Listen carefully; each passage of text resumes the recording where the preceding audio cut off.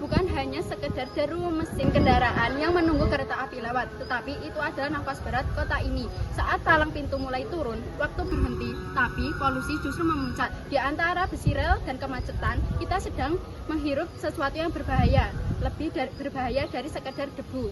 Solusi atau harapan yang pertama yaitu memberikan edukasi tentang pentingnya menaati peraturan lalu lintas.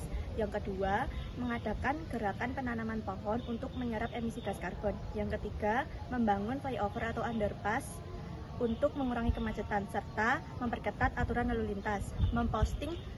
Memposting poster atau video edukasi tentang pentingnya menaati peraturan lalu lintas untuk mengurangi risiko kecelakaan dan dampak menderita penyakit pernafasan. Dari kebisingannya telah terjadi akibat suara mesin kendaraan bermotor dapat menyebabkan dampak bagi kesehatan. Contohnya seperti stres, kurang tidur, dan juga merusak pendengaran. Itu masalah yang terjadi di rel kereta api karena polusi udara yang disebabkan oleh kemacetan pengendara bermotor yang melanggar peraturan lalu lintas di rel kereta api, suara klakson pengendara, dan juga suara knalpot brong yang mengakibatkan kebisingan di palang pintu rel kereta api. Faktanya, sekitar 70% pencemaran udara di kota Solo diakibatkan oleh paparan emisi kendaraan yang mengakibatkan 8% penyakit saluran infeksi pernafasan seperti ISPA. Dari kebisingannya telah terjadi akibat suara mesin kendaraan bermotor dapat menyebabkan dampak bagi kesehatan. Contohnya seperti stres, kurang tidur, dan juga merusak pendengaran. Kondisi kota Solo saat ini yaitu suara mesin kendaraan, mobil dan motor yang menunggu kereta api lewat yang menyebabkan kemacetan dan berdampak buruk pada kesehatan, terutama pada kesehatan pernafasan. Kemacetan di perlintasan Solo Balapan bukan hanya persoalan lalu lintas, tetapi masalah kesehatan, sosial, dan keselamatan. Dengan disiplin berlalu lintas dan mematuhi norma hukum, kita dapat mengurangi polusi dan menciptakan lingkungan sehat. Pada akhirnya kita sadar bahwa setiap menit yang terbuang di perlintasan bukan sekedar angka di jam tangan. Ada napas yang terganggu dan ketenangan yang terkikis stres. Mari kita peduli, gunakan transportasi publik, kesabaran jalan, dan suarakan pentingnya infrastruktur. Kemacetan di perlintasan Solo Balapan bukan hanya persoalan lalu lintas, tetapi masalah kesehatan, sosial, dan keselamatan. Dengan disiplin berlalu lintas dan mematuhi norma hukum, kita dapat mengurangi polusi dan menciptakan lingkungan sehat. Pada akhirnya kita sadar bahwa setiap menit yang terbuang di perlintasan bukan sekedar angka di jam tangan. Ada napas yang terganggu dan ketenangan yang terkikis stres. Mari kita peduli, gunakan transportasi publik, kesabaran jalan, dan suarakan pentingnya infrastruktur.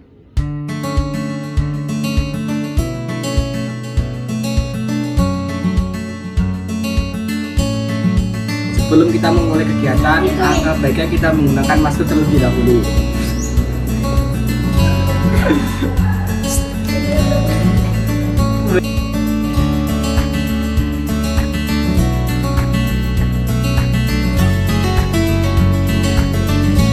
Sebelum kita mulai kegiatan, jangan lupa pakai hand sanitizer dulu Supaya terbebas dari kuman.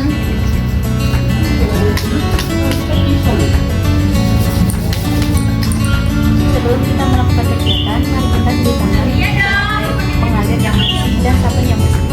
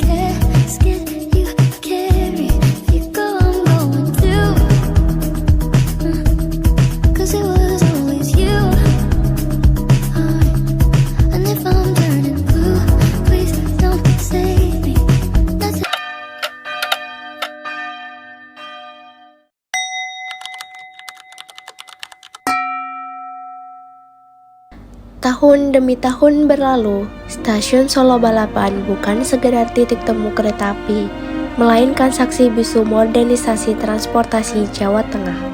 Stasiun Solo Balapan merupakan salah satu stasiun kereta api terbesar dan paling bersejarah di Jawa Tengah. Dibangun pada tahun 1864 dengan upacara peletakan batu pertama oleh Raja Mangkunegaran IV. Upacara ini juga dihadiri langsung oleh Gubernur Jenderal Hindia Belanda Baron van de Belle. Stasiun ini secara resmi dibuka dan mulai beroperasi pada 10 Februari 1870 oleh perusahaan swasta Belanda Nederlands Indische Spoorwegmaatschappij atau NISM. Di atas lahan yang dulunya merupakan arena pacuan kuda milik Mangkunegaran, stasiun ini telah berevolusi dari penghubung jalur gula dan tembakau menjadi ikon budaya Solo yang abadi. Pada saat palang pintu kereta mulai menurun, pada saat itulah kemacetan dimulai. Dengan kecepatan rata-rata kereta yang kita hitung berdasarkan 3 kereta yang melintasi, yaitu hanya sekitar 28 km per jam. Di waktu yang bersamaan, waktu tunggu pengendara yang relatif lama, yaitu sekitar 2 menit 30 detik, dan tidak dimatikannya membuat dilepasnya zat-zat berbahaya seperti berikut. C7H14 plus 7O2 menghasilkan 7CO plus 7H2O. Apa yang sebenarnya terjadi? Ini adalah pembakaran tidak sempurna. C7H14 adalah hidrokarbon, misalnya dari bensin atau asap kendaraan. O2 tidak cukup karena oksigen kurang, karbon tidak terbakar sempurna. Akibatnya terbentuk CO adalah karbon monoksida, yaitu gas beracun, H2O, uap air yang terlepas ke atmosfer bumi. Pelepasan CO2 ini juga dapat menyebabkan pemanasan global karena dapat memerangkap panas radiasi matahari yang harusnya keluar dari bumi. Jadi di sini kita ingin mewawancarai Bapak tentang kemacetan yang ada di rel kereta api ini. Jadi ini kita sudah mempersiapkan beberapa pertanyaan yang ingin kami tanyakan kepada Bapak. Jadi pertanyaan pertama yaitu apa dampak utama kemacetan dan asap kendaraan terhadap lingkungan di sekitar palang pintu kereta? Untuk asap kendaraan yang di pintu kereta itu mungkin buat pengendara kendaraan yang lain ya. Kalau di belakang kendaraan itu biasanya asapnya itu juga mengganggu terhadap kendaraan yang lain. Terus yang kedua untuk yang pengendara. Ya. Untuk yang pengendara mungkin karena banyak yang lewat di sini itu ada beberapa orang atau beberapa pekerja yang mungkin kalau pagi itu terburu-buru ya karena adanya palang kereta api ini dan harus menaati dan harus berhenti. Jadi mungkin dampaknya untuk para pekerja itu terburu-buru juga, misalkan mau masuk ke kantor atau ke sekolah gitu. Jadi yang pertanyaan yang kedua, siapa pihak yang paling terdampak oleh polusi udara saat palang pintu tertutup? Yang paling banyak terdampak itu mungkin pengendara di belakangnya aja. Mungkin kalau yang lain kan nggak begitu lama ya, kalau berhentinya mungkin kalau di sini kan cuma beberapa 2 atau sampai 5 menit itu berhenti. Kalau di lingkungan sekitar di ini mungkin untuk sementara ini nggak berpengaruh, tidak ada pengaruhnya sama sekali karena ada dampak palang pintu kereta api yang lewat. Untuk pertanyaan nomor 3, kapan kondisi polusi dan kemacetan paling parah terjadi di perlintasan ini, Pak? Kalau untuk polusi yang paling parah itu ya mungkin di pagi hari. Pagi hari waktu banyak pengendara yang lewat, mungkin ada yang mengantar sekolah, mungkin orang yang mau bekerja atau mau beraktivitas di pasar. Kalau di sini kan banyak berdekatan dengan pasar seperti Pasar Regi, Samiluas, tempat-tempat perbelanjaan. Setelah itu yang pertanyaan keempat, di bagian mana area palang pintu yang paling terasa dampaknya di sini? Yang paling terasa ya pintu sebelah selatan ya. Selatan. Yang paling selatan itu kan karena banyak pertokoan atau dekat dengan pasar sehingga banyak kemacetan di areal di situ. Untuk yang sebelah utara nggak begitu karena jalannya masih sangat luas atau jauh. Untuk pertanyaan yang kelima, mengapa masih banyak pengendara yang melanggar aturan meskipun beresiko membahayakan diri sendiri dan orang lain? Untuk pengendara yang berisiko itu sebenarnya banyak pengendara yang sudah taat, cuman ada beberapa yang banyak kendaraan beroda 2 yang nyelonong atau yang di luar jalur itu biasanya melintas di sebelah kanannya ya, sehingga itu kan ada kosong sehingga banyak yang saling mendahului sehingga dia tidak menghiraukan keselamatan, hanya ada tempat yang kosong jadi bisa melintas di sebelah kanan jalan.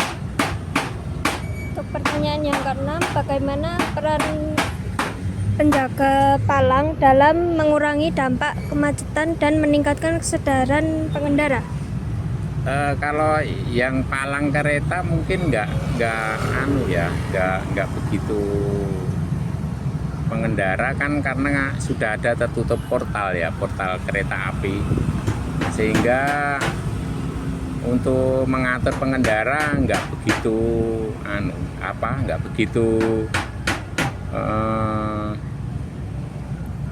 berpengaruh terhadap pengendara karena sudah tertutup oleh palang kereta. Untuk solusinya Pak, langkah apa saja yang menurut Bapak efektif dalam mengurangi antrian panjang di perlintasan rel kereta api? Kalau saya menurut alternatif ya, kita untuk di daerah palang kereta api Joglo ini karena padat ya, untuk mengurangi kepadatan penduduk mungkin jalur sini mungkin dibuatkan suatu flyover sehingga jalan bisa lebih lancar dan bisa mengurangi kemacetan dan polusi di sekitar area kemacetan. Solusi yang kedua, apa solusi jangka panjang untuk mengatasi kemacetan di rel kereta api? Solusi jangka panjang yaitu salah satunya yaitu dibuat flyover sehingga kereta yang lewat di bawah, jadi kendaraan yang dilewat di jalan yang di atas kayak di flyover Manahan atau di flyover Purwosari. Terima kasih Pak. Iya. Baik Bapak, terima kasih atas bantuannya dan sudah menjawab pertanyaan-pertanyaan dari kami. Semoga perjalanan Bapak nanti perjalanan lancar dan hati-hati di jalan Pak. Terima kasih. Terima kasih Pak. Mana ingin mewawancarai Bapak. Untuk pertanyaan pertama itu, kira-kira apa ya Pak solusi utama yang dihasilkan dari kemacetan dari kereta api ini? Paling kalau menurut saya pribadi ya, itu karena mungkin kayak jadwal kereta mungkin didobel, jadi kan kadang bisa sekali jalan kan bisa kadang 2, kadang 3, kadang 4. Nah, itu yang kadang bikin macet, dan itu pun kadang dari lawan arah yang sebelah kan biasanya ditutup sama pengguna jalan yang lain gitu loh. Nah, itu kan biasanya kan jadi membuat kayak macet gitu loh Mas ya. Cuman itu sih. Gitu ya Pak. Terus untuk siapa Pak yang kira-kira paling terdampak atas kemacetan kereta api ini? Kalau itu mungkin bisa warga semua, tapi mungkin nggak semua ya. Ya salah satunya ada sih Mas, karena kan kayak saya pribadi kan di sini kerja kayak rental Mas, mondar-mandir dari gudang sini ke toko kan antara kayak ambil motor gitu loh. Nah contoh seperti ini Mas, nah itu kan kadang kan nanti macetnya lumayan itu Mas. Nah itu biasanya kayak emang buang-buang waktu gitu loh. Mengapa penumpukan kendaraan di rel memicu polusi udara yang tinggi? Kalau itu mungkin kan karena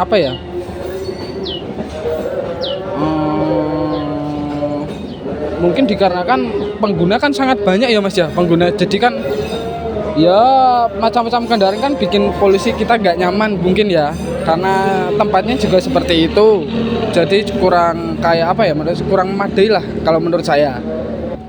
Di mana mana polusi suara paling bising terjadi saat kereta akan lewat? Biasanya yang di depan sana mas, yang deket pos itu loh. Area ke depan sini biasanya kan lumayan sih mas. Jadi kan kadang ada yang kayak mobil nggak sabar itu, jadi antara kereta datang sama klakson mobil jadi satu gitu. Kapan Bapak Ibu merasa terdampak dengan adanya kemacetan di rel kereta api? Kalau itu sih udah lama mas, cuman karena mungkin dari suara warga kan nggak berani semua menyuarakan kan. Ibaratnya kalau menyuarakan satu kan ibaratnya kurang dukungan ya mas ya. Jadi ya cukup lama sih mas ya kita rasakan saat ini loh mas, untuk di daerah sini. Ada lagi? Udah. Oke. Apa pengaruh macet di rel kereta Solo Balapan ke jualan bapak atau ibu di sini? Ya kalau macetnya nih enggak pengaruh ya, cuma pengaruhnya karena itu di temboknya itu. Kalau palangnya tuh enggak pengaruh. Ya karena kan itu, Pak. Ya macet aja. Pengaruhnya jualan sih enggak, karena memang orangnya sedikit, sini sudah pindah semua.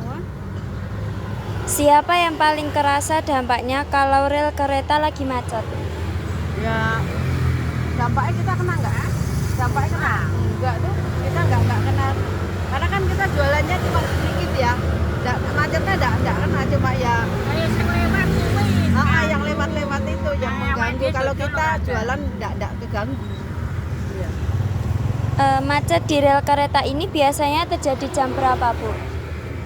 Terjadinya mulai pagi ya Mbak ya, mulai jam 6-an ya. Di bagian mana sekitar rel Solo Balapan yang paling macet? Bagian sini, ya ini, Palang sampai lampu merah ini, yang paling macet. Paling macet, karena kan lampu merah, jadi ya macet.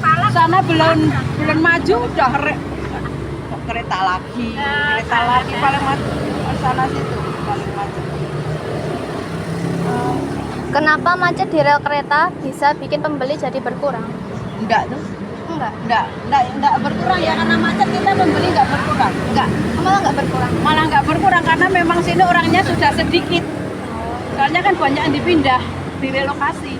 Jadi enggak bikin pembeli macet enggak. Cuma ya kalau mau nyebrang udah biasa. Gimana cara Bapak atau Ibu ngatasin kondisi macet supaya jualan tetap jalan? Caranya ya nggak ada cara ya, kita biasa aja ya Mbak ya. Caranya dan agak jualan nggak ada tuh Mbak. Soalnya ya biasa aja kok kita tuh. Ya nek kita nek macet ini esok Mbak. Cuma ini udah enggak. Pokoknya pagi itu. Jadi caranya ya gimana dah? Soalnya ya enggak apa tuh? Enggak macet aja. Jualannya ya sepi. Soalnya banyak yang direlokasi Mbak, pindah. Jadi orangnya cuma sedikit, jualannya enggak sedikit. Jadi enggak pengaruh apa-apa.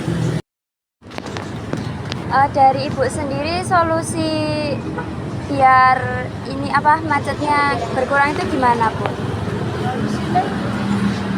Di sini ya enggak bisa Mbak, soalnya pengaruh sama situ kita enggak bisa cari solusi apa. Enggak ngerti Mbak ya, solusinya apa ya? Ya, soalnya keretanya sering aja kok. Solusinya nggak ngerti ya Mbak, ngerti solusi yang gimana. Soalnya ya tergantung ya Mbak ya. Wadah solusinya genre macet ya raiso ya. Soalnya tergantung kereta ya. Kalau keretanya nggak lewat ya nggak macet kok sini. Solusinya nggak. Kemacetan kendaraan merupakan masalah yang sering terjadi di kota-kota besar. Banyaknya kendaraan bermotor, kereta api, dan aktivitas transportasi menghasilkan asap serta suara bising yang dapat memengaruhi lingkungan dan makhluk hidup. Dalam biologi, hal ini berkaitan dengan pencemaran lingkungan dan gangguan terhadap ekosistem. Dampak dari asap kendaraan bermotor pada manusia dapat mengganggu pernafasan seperti asma dan bronkitis, iritasi mata dan hidung, berkurangnya kadar oksigen dalam darah akibat gas CO, mudah lelah, dan sakit kepala. Dampak bagi hewan yaitu hewan menjadi sulit bernafas, terganggunya habitat di sekitar jalan raya dan rel kereta, penurunan kesehatan hewan akibat udara kotor, Lalu, dampak bagi tanaman yaitu debu dan asap menempel pada daun, fotosintesis terganggu karena cahaya matahari terhalang, pertumbuhan tanaman menjadi lambat. Kemacetan kendaraan dapat menimbulkan pencemaran udara dan suara yang berdampak buruk bagi manusia, hewan, dan tumbuhan. Asap kendaraan dan kereta api dapat mengganggu sistem pernafasan serta menghambat fotosintesis tumbuhan. Selain itu, suara bising menyebabkan stres dan gangguan pada makhluk hidup. Oleh karena itu, diperlukan kesadaran bersama untuk menjaga lingkungan agar tetap sehat dan seimbang.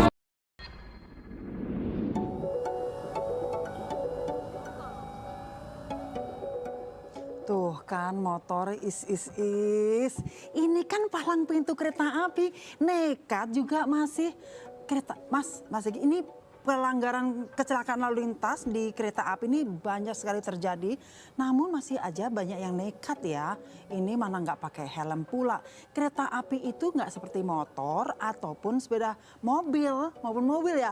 Yang bisa direm langsung berhenti. Ini kan kalau ada apa-apa nih ini para pejalan kaki juga nih. Jangan ditiru ya sahabat. Bahaya banget.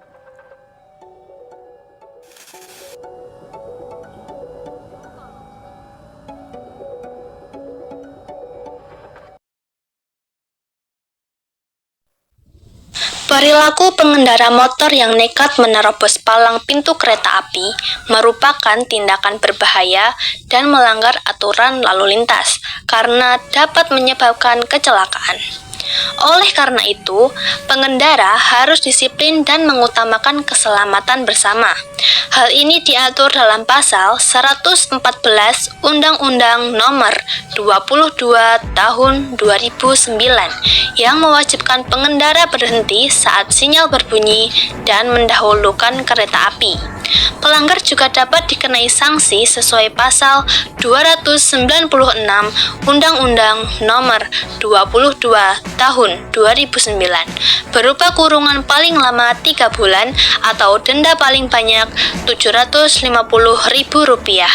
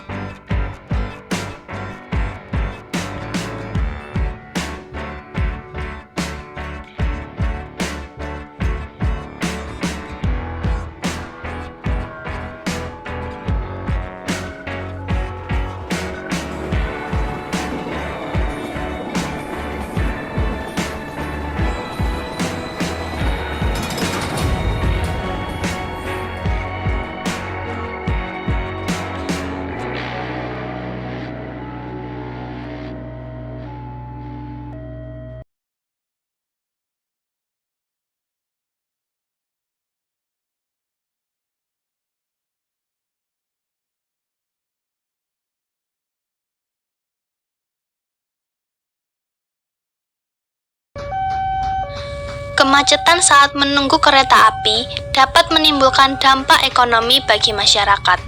Kemacetan tersebut menyebabkan aktivitas masyarakat menjadi terlambat, seperti bekerja, berdagang, maupun melakukan distribusi barang. Akibatnya, perputaran ekonomi di Surakarta dapat terhambat karena pengiriman logistik menjadi terlambat dan kegiatan ekonomi tidak berjalan secara efisien. Hal ini menunjukkan bahwa kelancaran transportasi sangat berpengaruh terhadap aktivitas dan pertumbuhan ekonomi masyarakat.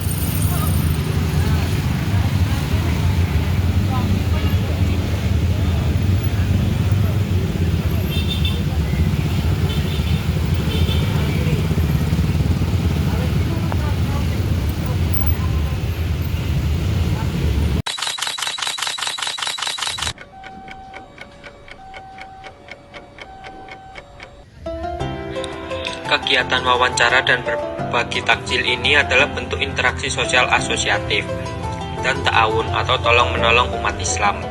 Wawancara bertindak sebagai metode sosiologis untuk menggali respon masyarakat, sedangkan pembagian takjil menjadi media komunikasi tatap muka untuk mengikis jarak sosial.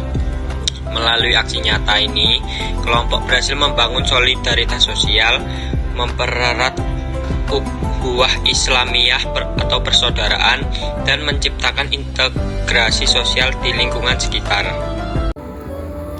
Dari tragedi kecelakaan kereta api Argo kemarin menjadikan pelajaran berharga bagi kita semua bahwa satu titik kecerobohan di perlintasan sebidang dapat berujung pada maut dan kemacetan parah yang merugikan ribuan orang. Mematuhi rambu lalu lintas dan bersabar menunggu di belakang palang pintu bukan sekedar ketaatan hukum, melainkan bentuk penghormatan tertinggi terhadap nyawa sendiri serta pengguna jalan lain.